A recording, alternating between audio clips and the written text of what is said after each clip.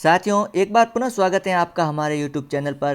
तो साथियों, आज के इस वीडियो में हम बात करने वाले हैं एनसीईआरटी पाठ्य पुस्तक कक्षा 5 विषय हिंदी के चैप्टर संख्या 16 पानी रे पानी पाठ्य पुस्तक में जो प्रश्न पूछे गए हैं, आज उनका इस वीडियो में हम सॉल्यूशन करने वाले हैं। तो ज़्यादा समय को व्यर्थ न करते हुए चलिए शुरू करते हैं।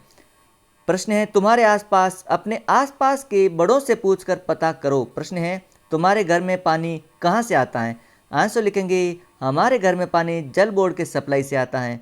अगला प्रश्न है, तुम्हारे घर का मैला पानी बहकर कहाँ जाता है? हमारे घर का मैला पानी बहकर नालियों में जाता है। अगला प्रश्न है, तुम्हारे इलाके में धरती के अंदर का पानी कितने फीट था या कितने हाथ नीचे हैं? हमारे इलाके में धरती के अंदर का पानी 80 से 100 फीट नीचे है। अगला प्रश्न है, आज से 15 वर्ष पहले यह कितना नीचे था?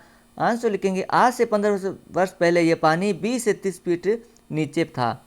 अगला है, अनुमान लगाओ। प्रश्न है, पाठ के आधार पर अपने घर के नल के पीप में मोटर लगवाना दूसरों का हक छीनने के बराबर है, ऐसा क्यों मानते हैं? आंसर है, क्योंकि इससे मोटर लगने वाले घर को पानी पूरा मिलता है, लेकिन दूसरों को पानी की कमी होती है। अगला प्रश्न है, बड़ी संख्या में इमारतें बनने के बाद से बाढ़ और अकाल का खतरा कैसे पैदा होता है? आंसर लिखेंगे, बड़ी संख्या में इमारतें बनने से खाली भूमि कम पड़ती है, ढकी भूमि जल नहीं सोख पाती, जिससे धरती की गुल्लक भर नहीं पाती। इससे गर्मी में अकाल और बरसात में बाढ़ की स्थिति पैदा हो जाती है। अगला प्रश्न है, धरती की गुल्लक किन किन साधनों से भरती है? आंसर लिखेंगे, धरती की गुल्लक नदी नालों तालाबों तथा झीलों से भरती हैं। यदि हाँ तो पहला प्रश्न है, क्या तुम्हारे इलाके में कभी बाढ़ आई है? यदि हाँ तो उसके बारे में लिखिए। आंसर लिखेंगे, हमारे इलाके में बहुत पहले बाढ़ आई थी, जिसके बारे में हमें हमारे दादाजी बताते हैं। वो बताते हैं कि उस समय चारों ओर पानी फैल गया था, लोगों के घर बार बह गए थे, साथ ही लोगों को दैनिक जरूरत की चीज़ें मिलने में बहुत कठिनाइयाँ आई थी। अगला प्रश्न है, क्या तुम्हारे घर में पानी कुछ ही घंटों के लिए आता है? यदि हाँ तो बताओ कि कैसे तुम्हारे परिवार की दिनचर्या नल में पानी आने पर शादी होती है। आंसर लिखेंगे, हाँ, मेरे घर में पानी कुछ ही घंटों के लिए आता है, इसलिए घर के लोगों की दिनचर्या पानी आने के साथ शुरू हो जाती हैं। हमें सुबह सुबह जल्दी उठकर पानी भरना पड़ता है, जब तक पानी न आए तब तक हम अन्य काम नहीं कर पाते हैं। कई बार जब पानी कुछ देरी से आता है तो हमें बैठकर पानी का इंतजार करना पड़ता है। अगला प्रश्न है, क्या तुम्हारे मोहल्ले में रोज़मर्रा की ज़रूरतें पूरी करने के लिए लोगों को पानी खरीदना पड़ता है? यदि हाँ तो बताओ कि तुम्हारे घर में रोज़ औसतन कितने लीटर पानी खरीदा जाता है? इस पर औसत खर्च कितना आता है? आंसर लिखेंगे, हाँ, हमारे मोहल्ले में रोज़मर्रा की ज़रूरतें पूरी करने के लिए लोगों को पानी खरीदना पड़ता है। हमारे घर में रोज़ पीने के लिए 20 लीटर पानी खरीदा जाता है। इस पर लगभग 500 रुपये महीने का खर्च आता है।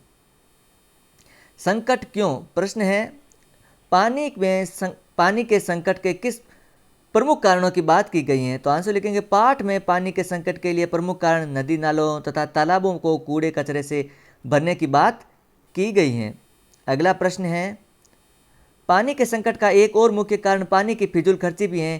कक्षा में 5-5 के समूह में बातचीत करो और बताओ कि आपकी रोज़मर्रा की ज़िंदगी में पानी की बचत करने के लिए तुम क्या क्या उपाय कर सकते हो? तो आंसर लिखेंगे, अपनी रोज़मर्रा की ज़िंदगी में पानी की बचत करने के लिए निम्नलिखित तरीके या उपाय किए जा सकते हैं। हम आवश्यकता अनुसार पानी का उपयोग करें, कभी भी नल को खुला न छोड़ें, कपड़े धोने, बर्तन धोने तथा साफ सफाई में कम से कम पानी का इस्तेमाल करें और पानी को व्यर्थ न बहने दें। अगला प्रश्न है, जितना उपलब्ध है उससे कहीं ज़्यादा खर्च करने से पानी का संकट उत्पन्न होता है। क्या यही बात हम बिजली के संकट के बारे में भी कर सकते हैं? आंसर लिखेंगे, हाँ, यही बात हम बिजली के संकट के बारे में भी कह सकते हैं। यदि खर्च उपलब्धता से अधिक होगा तो जाहिर है संकट पैदा होगा ही।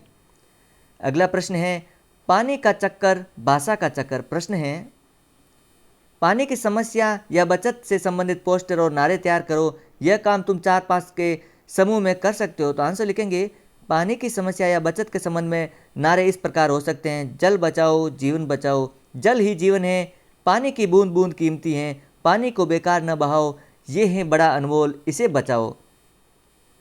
अगला प्रश्न है, पानी की बर्बादी सबकी बर्बादी। इस नारे में बर्बादी शब्द का अर्थ है या दो अलग अलग अर्थ हैं? आंसर लिखेंगे, इस नारे में बर्बादी शब्द के दो अर्थ हैं।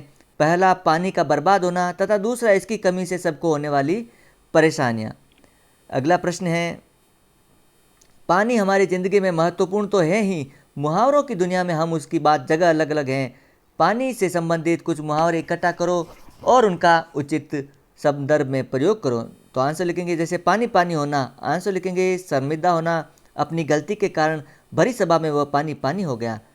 अगला है आँख का पानी मरना, तो आंसर होगा अर्थ होगा बेशर्म होना। सकी विपदा की कहानी सुनकर मेरी माँ की आंखों में पानी भर आया। पानी फिरना या नष्ट होना, सेवों की फसल खराब हो जाने से किसानों की मेहनत पर पानी फिर गया। मुंह में पानी आना, लालच आना, तरह तरह की मिठाइयों को देखकर मुंह में पानी आना स्वाभाविक है। तो साथियों, इस प्रकार ये चैप्टर यहाँ पर कंप्लीट होता है। यदि आपको इसका PDF डाउनलोड करना है तो वीडियो के डिस्क्रिप्शन में वेबसाइट exammodelpaper.in का लिंक दिया गया है, आप वहाँ पर जाकर के इस PDF को डाउनलोड कर सकते हैं। और हाँ, वीडियो अच्छा लगे तो लाइक और शेयर ज़रूर करें। चैनल पर पहली बार है तो चैनल को ज़रूर सब्सक्राइब करें ताकि आने वाली वीडियो और अन्य चैप्टर आप तक सबसे पहले पहुँचे।